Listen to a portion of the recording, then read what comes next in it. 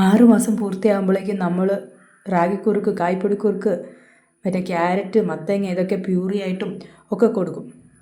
ഇതൊക്കെ പയ്യെ പയ്യെ കുഞ്ഞു മടുക്കാൻ തുടങ്ങും, ഉണ്ടാക്കി നമ്മളും.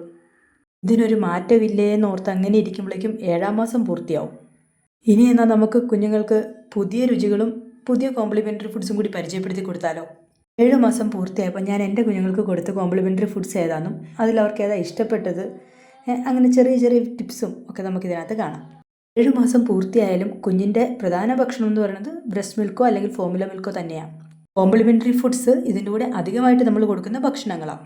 6-ാം മാസം പൂർത്തിയായപ്പോൾ നമ്മൾ കൊടുത്തുകൊണ്ടിരുന്ന കുറുക്കുകളൊന്നും നമ്മളിപ്പം നിർത്തേണ്ട കാര്യമില്ല, അതൊക്കെ നമുക്ക് തുടരാം. നമ്മൾ ചെറിയൊരു മാറ്റം ഞാൻ ചെയ്തത് എന്താണെന്ന് വെച്ചാൽ, കോംപ്ലിമെൻ്ററി ഫുഡ്സിലൊക്കെ ഒന്നുകിൽ നെയ്യ് കുറച്ച് ആഡ് ചെയ്യാനോ അല്ലെങ്കിൽ കുറച്ച് എണ്ണയൊക്കെ ആഡ് ചെയ്യാൻ തുടങ്ങി. മധുരക്കിഴങ്ങ് കൊടുത്തിട്ട് കുട്ടികൾക്ക് അത്രയ്ക്ക് അങ്ങോട്ട് ഇഷ്ടമില്ലായിരുന്നു, അതങ്ങനെ അങ്ങ് കഴിക്കില്ലായിരുന്നു. ഞാൻ പ്രതീക്ഷിച്ചത് അവർ കഴിക്കും എന്നാണ്. പിന്നീട് റവ നന്നായിട്ട് വേവിച്ച് പുഴുങ്ങി വെച്ചിരിക്കുന്ന മധുരക്കിഴങ്ങ് ചേർത്ത് നന്നായിട്ട് മാഷ് ചെയ്ത് കൊടുക്കുമായിരുന്നു. അതും അങ്ങനെ വലിയ താല്പര്യം കാണിച്ചില്ല, തുപ്പിക്കളയാൻ തുടങ്ങി. വിശപ്പില്ലെങ്കിൽ നമ്മൾ എന്ത് ചെയ്താലും കുഞ്ഞാന്ന് പറഞ്ഞിട്ട് കാര്യമില്ല, വാ തുറക്കില്ല. 7 മാസം പൂർത്തിയായപ്പോൾ ഞാൻ ആദ്യമായിട്ട് പരിചയപ്പെടുത്തിയത് ചെറുപയർ പരിപ്പാണ്. മൂങ് ദാൽ എന്ന് പറയും. ചെറുപയർ ഇപ്പോഴേ കൊടുക്കാറായില്ല, അത് പെട്ടെന്ന് ദഹിക്കില്ല, തൊലിയോട് കൂടിയുള്ളത്.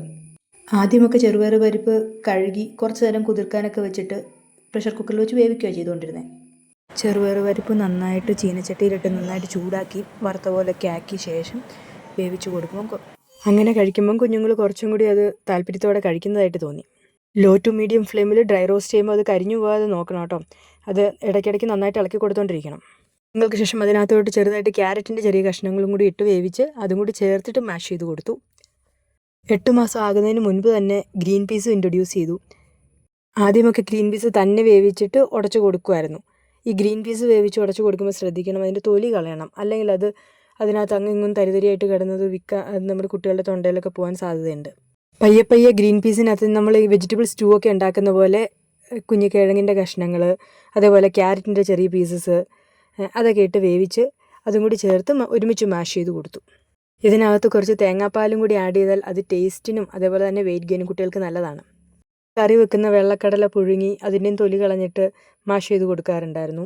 കടല വേവിച്ച് മാഷ് ചെയ്ത് അതിൽ തേങ്ങാപ്പാൽ ഒഴിച്ച് കൊടുക്കുന്നതും അതുപോലെ തന്നെ വെജിറ്റബിൾ സ്റ്റൂ ഈ ഗ്രീൻ പീസ് വെച്ച് ഉണ്ടാക്കി കൊടുക്കുന്നതൊക്കെ കുട്ടികൾക്ക് കഴിക്കാൻ നല്ല താല്പര്യമായിരുന്നു. വൈറ്റമിൻ ഇ റിച്ച് ആണ്, ഹെൽത്തി ഫാറ്റ് ആണെന്നൊക്കെ പറഞ്ഞ് അവോക്കാഡോ ഞാനൊന്ന് കൊടുത്തു നോക്കി. അതൊട്ടും കഴിച്ചില്ല, തുപ്പിക്കളയാൻ തുടങ്ങി. പിന്നീട് അതിലേക്ക് ചെറുപഴവും കൂടി ആഡ് ചെയ്ത് അത് ഒരുമിച്ച് ഉടച്ചു കൊടുത്തു കഴിഞ്ഞപ്പോൾ കുട്ടികൾ പയ്യെ കഴിക്കാൻ തുടങ്ങി. ഒത്തിരി ഒന്നും കഴിച്ചില്ല, കുറച്ച്. 8 മാസമൊക്കെ തുടങ്ങിയപ്പോഴേക്കും കൂവപ്പൊടിയുടെ കുറുക്ക് കൊടുത്തു നോക്കി. അത് കാര്യം കുടിക്കുന്നുണ്ടായിരുന്നു, പക്ഷെ അടുപ്പിച്ച് 3-4 ദിവസം കൊടുത്തപ്പോഴേക്കും ചെറിയൊരു കോൺസ്റ്റിപ്പേഷൻ പോലെ തോന്നി. കൊടുത്തുകൊണ്ട് തന്നെ ആവണം എന്നില്ല, എല്ലാ കുഞ്ഞുങ്ങൾക്കും ഇങ്ങനെ ആവണമെന്നുമില്ല. പിന്നെ ഞാനത് കൊടുക്കുന്നത് വല്ലപ്പോഴും ആക്കി. 8 മാസം പൂർത്തിയായപ്പോൾ ഞാൻ കൊടുത്ത വേറൊരു ഭക്ഷണം എന്ന് പറയുന്നത് ഓട്സാണ്. ആദ്യമൊക്കെ ഞാനിങ്ങനെ ഓട്സ് കുറുക്കാക്കി മിക്സിക്കകത്തിട്ട് അടിച്ച് കൺസിസ്റ്റൻസിയൊക്കെ ശരിയാക്കിയാണ് കൊടുത്തുകൊണ്ടിരുന്നത്. മധുരത്തിനായിട്ട് കുറച്ച് ശർക്കര പാനിയോ അല്ലെങ്കിൽ പഴമോ ചേർക്കാറുണ്ടായിരുന്നു. എന്നാലും അതിലിങ്ങനെ ഇടയ്ക്കിടയ്ക്ക് തരികളോ അല്ലെങ്കിൽ ഭയങ്കരമായിട്ട് അതങ്ങോട്ട് അരഞ്ഞു പോകുന്ന പോലെ ആവുമോ, കുട്ടികൾക്ക് എന്തോ അത് കഴിക്കാൻ അത്ര താല്പര്യമില്ലായിരുന്നു. അങ്ങനെ ഇരിക്കുകയാണ് ഓട്സ് ചൂടാക്കിയിട്ട് കുറുക്കുണ്ടാക്കി കൊടുക്കുന്നതിനെക്കുറിച്ച് ഞാൻ അറിഞ്ഞത്.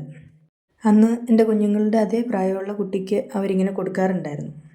ഇങ്ങനെ നന്നായിട്ട് ചൂടാക്കി ഇളക്കിക്കൊണ്ടിരിക്കുമ്പം ഇത് നന്നായിട്ട് കുറേ കൂടി പൊടിഞ്ഞു കിട്ടും. അതുകൊണ്ട് തന്നെ വലിയ തരികൾ അതിനകത്ത് കുറവുമായിരിക്കും, പിന്നെ ടേസ്റ്റും കൂടും. ഇതും മീഡിയം ഫ്ലെയിമിൽ നന്നായിട്ട് ഇളക്കി കൊടുക്കുക. അതിൻ്റെ സ്മെല്ലൊന്ന് മാറും, അപ്പോഴേക്കും നമുക്ക് ഓഫ് ചെയ്യാം. പിന്നെ ഇങ്ങനെ പാക്കറ്റിലൊക്കെ കിട്ടുന്ന സെർലാക്കൊക്കെ പോലത്തെ ബേബി ഫുഡ്സ് വെച്ചിട്ട് കുറുക്കുണ്ടാക്കി കൊടുത്തിട്ട് ഇവർ കഴിച്ചില്ല. പിന്നെ ആ സമയത്ത് അവിടുന്ന് ഒരു വീഡിയോ കണ്ട് ഹോം മെയ്ഡ് സെർലാക്ക് അങ്ങനെ ഉണ്ടാക്കിയ പൊടി വെച്ചിട്ടുള്ള കുറുക്ക് ഇടയ്ക്ക് കഴിക്കുന്നുണ്ടായിരുന്നു. അങ്ങനത്തെ ഹോം മെയ്ഡ് സെർലാക്ക് പോലത്തെ പൊടി ഉണ്ടാക്കാൻ വേണ്ടി ഞാൻ 1 കപ്പ് കുത്തരി, നമ്മൾ ചോറുണ്ടാക്കുന്ന അരി, 1 കപ്പ് തന്നെ ചെറുപയർ പരിപ്പും 1 കപ്പ് നമ്മുടെ സാധാരണ തൂരപ്പരിപ്പും 3/4 കപ്പ് ഉഴുന്നുമാണ് ഉപയോഗിച്ചത്. ഇത് നന്നായിട്ട് കഴുകി ഒരു വെള്ള തുണിയിലോ മറ്റോ നമ്മൾ ഒപ്പി അതിൻ്റെ വെള്ളം കുറച്ച് കളഞ്ഞു കഴിഞ്ഞ് പിന്നെ ഉണക്കിയെടുക്കാം. ഒന്ന് നമുക്ക് ഡ്രൈ റോസ്റ്റ് ചെയ്തെടുക്കാം. എന്നിട്ടിത് മിക്സിയുടെ ജാറിൽ പൊടിച്ച് പൊടിയായിട്ട് നമുക്ക് സൂക്ഷിച്ച് വെക്കാം. ഈ പൊടി നമുക്ക് കുക്കറിൽ വെള്ളം ഒഴിച്ച് വേവിച്ച് കൊടുക്കാം. അതിനകത്ത് മധുരത്തിനായിട്ട് ശർക്കര പാനിയോ അല്ലെങ്കിൽ പനങ്ങൽക്കണ്ടോ ഒക്കെ ഉപയോഗിക്കാം. ഡേറ്റ്സ് ചൂടുവെള്ളത്തിൽ കുതിർത്ത് അത് അരച്ച് ചേർത്താലും കുഴപ്പമില്ല മധുരത്തിനായിട്ട്. 8 മാസം കഴിഞ്ഞപ്പോൾ തന്നെ മുട്ടയുടെ മഞ്ഞക്കരുവും കൊടുക്കാൻ തുടങ്ങി. ആദ്യമൊക്കെ 1-2 നുള്ളേ കൊടുക്കുള്ളായിരുന്നു, അതത്ര വലിയ താല്പര്യം ആദ്യം കാണിക്കുന്നില്ലായിരുന്നു. അതേപോലെ നമുക്ക് അമൃതം പൊടിയും കൊടുക്കാം 8 മാസമൊക്കെ കഴിയുമ്പോഴേക്കും. ഇത് ഞാൻ അരിച്ചിട്ടാണ് കുറുക്കുണ്ടാക്കിയത്. അതിനകത്ത് മധുരമുണ്ട്. ആവശ്യമെങ്കിൽ നമുക്ക് പഴമോ അല്ലെങ്കിൽ കുറച്ച് ശർക്കര പാനിയോ എല്ലാം ചേർത്ത് കൊടുക്കാം. ഇതും കുറച്ച് ദിവസമൊക്കെ കുടിച്ചു, പക്ഷേ പിന്നെ അതും മടുക്കാൻ തുടങ്ങി. ഒരു ഭക്ഷണം മടുത്തു എന്ന് പറഞ്ഞ് നമ്മളപ്പോൾ തന്നെ നിർത്തണ്ട. 2-3 ദിവസം കഴിഞ്ഞ് പിന്നെയും കൊടുത്തു നോക്കാം. ഞാനിപ്പോൾ ഒരുപാട് കോംപ്ലിമെൻ്ററി ഫുഡ്സ് പറഞ്ഞതുകൊണ്ട് ഇതെല്ലാം കുഞ്ഞിന് കൊടുക്കണമെന്ന് ചോദിക്കുമായിരിക്കും. ഇത് നമുക്ക് ഈ മാസങ്ങളിൽ മാറി മാറി കൊടുക്കാനുള്ള ഓപ്ഷൻസാണ്. ഒരു കുഞ്ഞിന് ഇഷ്ടപ്പെടുന്ന ഭക്ഷണമായിരിക്കില്ല വേറൊരാൾക്ക് ഇഷ്ടപ്പെടുക. അതുപോലെ തന്നെ ഇന്നിപ്പോൾ നല്ല ഉത്സാഹത്തോടെ കഴിക്കുന്ന കുഞ്ഞ് അതേ ഭക്ഷണം നമ്മൾ അടുത്ത ദിവസം കൊടുത്താൽ ചിലപ്പോൾ കഴിക്കില്ല. ചിലപ്പോൾ 1-2 സ്പൂണൊക്കെ കഴിക്കുകയുള്ളൂ. ബാക്കി നമ്മൾ തന്നെ കഴിക്കേണ്ടി വരും. ഇതൊക്കെ ഇതിൻ്റെ ഭാഗമാണ്. ഒരു ചെറിയ കാര്യം കൂടി, നമ്മൾ പച്ചക്കറി അധിഷ്ഠിതമായ ഭക്ഷണങ്ങൾ ഉണ്ടാക്കി കൊടുക്കുമ്പം നമുക്കതിൽ ചീരയോ അല്ലെങ്കിൽ മുരിങ്ങയിലയോ ഒക്കെ ചേർക്കാം. നന്നായിട്ട് വേവിച്ച് അരച്ച് വേണം ചേർക്കാൻ. ബ്രോക്കോളി പോലത്തെ ഒന്നും ഞാൻ കൊടുത്തിട്ടില്ല. നിങ്ങൾക്ക് വേണമെങ്കിൽ പച്ചക്കറികൾ സ്റ്റൂ ആക്കി കൊടുക്കുന്ന കൂട്ടത്തിൽ അതും കൂടി വേവിച്ച് ഉടച്ച് വേണമെങ്കിൽ കൊടുക്കാം. കുഞ്ഞിലെ പലതരം പച്ചക്കറികളുടെ ടേസ്റ്റൊക്കെ അറിയുമ്പം വലുതാകുമ്പോൾ അത് കഴിക്കാനുള്ള സാധ്യത കൂടുതലായിരിക്കും.